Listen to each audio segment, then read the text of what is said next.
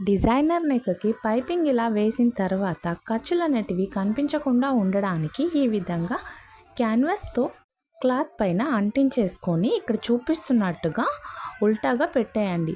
మనం వేసిన పైపింగ్ అనేది మధ్యలో రావాలి. లైనింగ్ క్లాత్కి ఒరిజినల్ క్లాత్కి మధ్యలో పైపింగ్ అనేది వచ్చే విధంగా పెట్టేసుకోండి. ఇక్కడ చూపిస్తున్నట్టుగా దాని పక్కనే కుట్టుపడే విధంగా, అంటే మనం థ్రెడ్ పైపింగ్ స్టిచ్ చేసేటప్పుడు వేసిన కుట్టు అనేది ఉంది కదా, ఆ కుట్టు పైనే ఇంకో కుట్టు వచ్చే విధంగా వేసేసుకొని నీట్గా స్టిచ్ చేసుకున్నారంటే పర్ఫెక్ట్గా వస్తుంది. ఈ నెక్స్ట్ కుట్టు వేసేటప్పుడు కొద్దిగా సైడ్కి జరిగింది అనుకోండి, అలా వేస్తే మాత్రం పైపింగ్ అనేది నీట్గా రాదు. ఎగ్జాక్ట్గా కుట్టు మీద కుట్టు పడే విధంగా కుట్టు వేసేసుకోండి. వేసేసుకున్న తర్వాత ఎక్స్ట్రాగా ఉన్న క్లాత్ అనేది పావించు వెడల్పుతో ఖర్చు మందం వదిలేసుకొని మిగతాది మొత్తం కూడా కటింగ్ అయితే చేసేసుకోండి.